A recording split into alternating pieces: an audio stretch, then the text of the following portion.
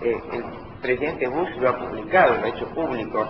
Los jóvenes firman convenios al ingresar a los colleges o las universidades a las que ellos van, por los cuales se comprometen a guardar abstinencia.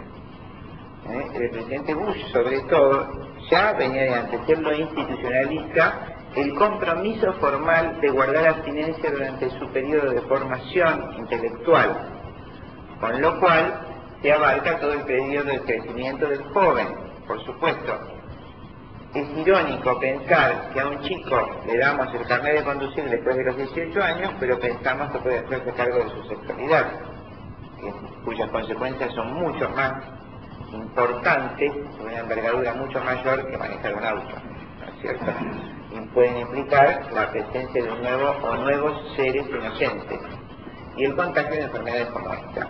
Entonces, la precaución que las estructuras de poder y la gente de élite en Estados Unidos ha tomado, y además públicamente que ha hecho Bush, ha sido el principal agente de promoción de la abstinencia sexual. Se hacen campañas muy importantes y se firman convenios, los jóvenes firman convenios en ingresar, por los cuales se obligan a guardar abstinencia.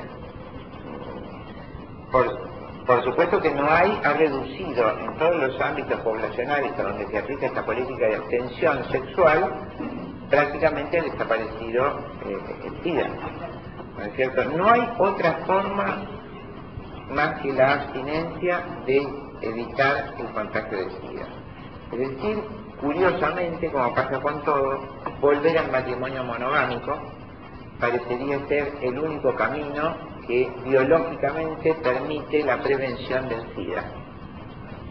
No se ha encontrado otra forma, porque todo contacto sexual puede ser, de hecho, provocador del contagio del SIDA. ¿No es cierto? La promiscuidad es la causa específica de esta discusión. Es mucho menor el contagio inyectable. Tenemos que saber que el mayor contagio en este momento es la promiscuidad sexual, que el mismo orden mundial, a través de todas estas leyes que enumeramos y todas las campañas de sexualidad precoz, ha infundido en todas nuestras poblaciones. Y como vos dijiste, epidemiológicamente, cuando disminuye la edad de contagio y se producen este tipo de factores, es imposible prever cuándo se va a producir esa meseta, como en toda plaga o en toda epidemia, que va a indicar la remisión de la enfermedad. Por el momento seguimos en etapa de descenso en todos los países, menos las élites norteamericanas. He visto una información que en la pareja justicia, en la televisión médica, el tema de la HIV, no he escuchado que hagan algún comentario sobre el tema. Yo quería entender que así como usted mencionó la cuestión de que el virus atraviesa un poco del date, que en la mujer joven se potencia ese factor de riesgo, porque fisiológicamente las paredes de su dormitorio vaginal tienen una posibilidad muy inferior de producir defensas contra el virus. O sea, por los mecanismos secretorios tiene una menor capacidad de generar mecanismos de defensa. Mira, desconozco eso. Desde ya que por supuesto la mujer tiene más defensa que no tiene por supuesto el varón, por eso cuando más mujeres lo más posible. Los órganos de la mujer tienen una flora que permite la neutralización hasta cierto grado de este y otros virus. Es mucho más difícil que se contagie la mujer.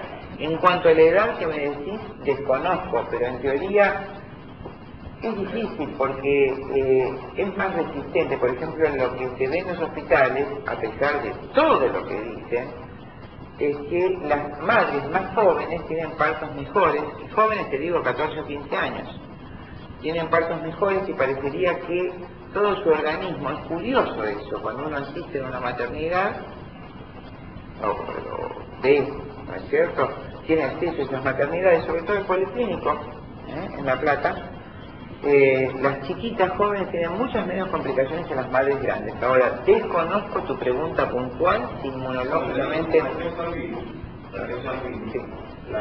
hecho de que la mujer adolescente utiliza más la capacidad de anticonceptivos que la mujer adulta, que la modificación de Eso es otra cosa.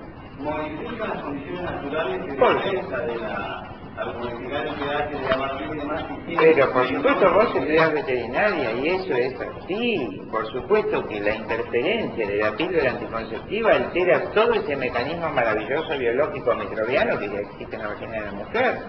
Es una de las primeras consecuencias. Por eso se altera este mecanismo y aparece no solo esto, sino una cantidad de enfermedades que después se hacen de transmisión sexual originarias, ni te digo micosis de todo tipo, ¿no es cierto? Pero bacteriosis que jamás podrían haber anidado si no estuviera la interferencia del mecanismo hormonal que impide el reciclaje de su propio mecanismo inmunológico. Es una de las principales, la primera causa que diría. No entendía la pregunta. El uso de anticonceptivos, por supuesto, es mucho mayor, aunque ahora lo usan mujeres de todas las edades. En general es más frecuente el DIU en las mujeres más grandes y los anticonceptivos en las mujeres adolescentes. Nada más. El origen del SIDA. Después a veces que surge un laboratorio y no un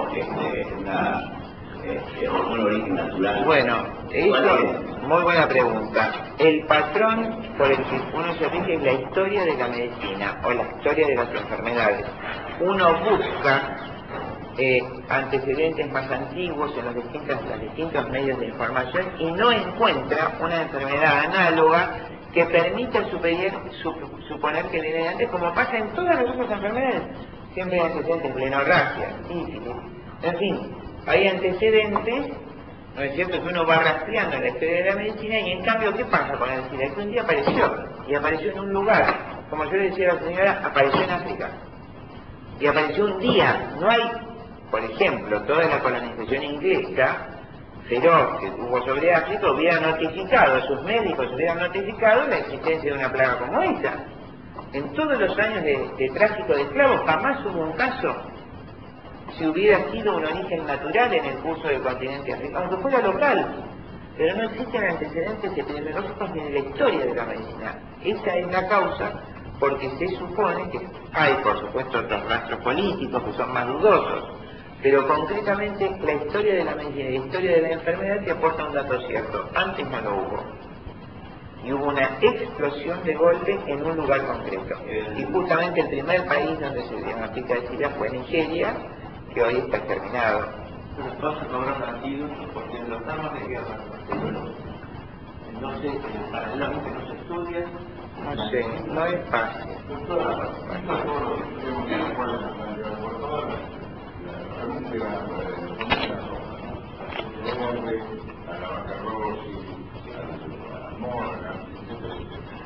Llegado a los extremos terroríficos a los cuales el señor nos está llevando.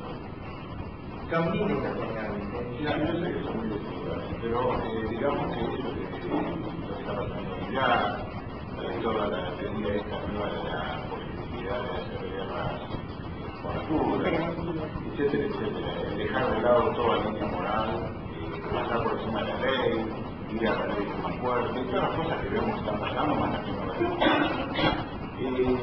no pareciera, esto ya es pensar un poco, pasar a ver lo que nos parece. Pero ¿qué posibilidades de triunfo tienen estas personas para seguir imponiendo ese tipo de cosas a el nivel extremo al cual hemos llegado? Porque lanzar un SIDA que a la larga se vuelve en contra, llegar al estado de locura que se ha llegado por un poco de petróleo, al estado de querer, por ejemplo, crear todas estas políticas de atacar la vida en todo el mundo, etcétera, etcétera, pensando en una idea de que en el futuro se necesita asegurar la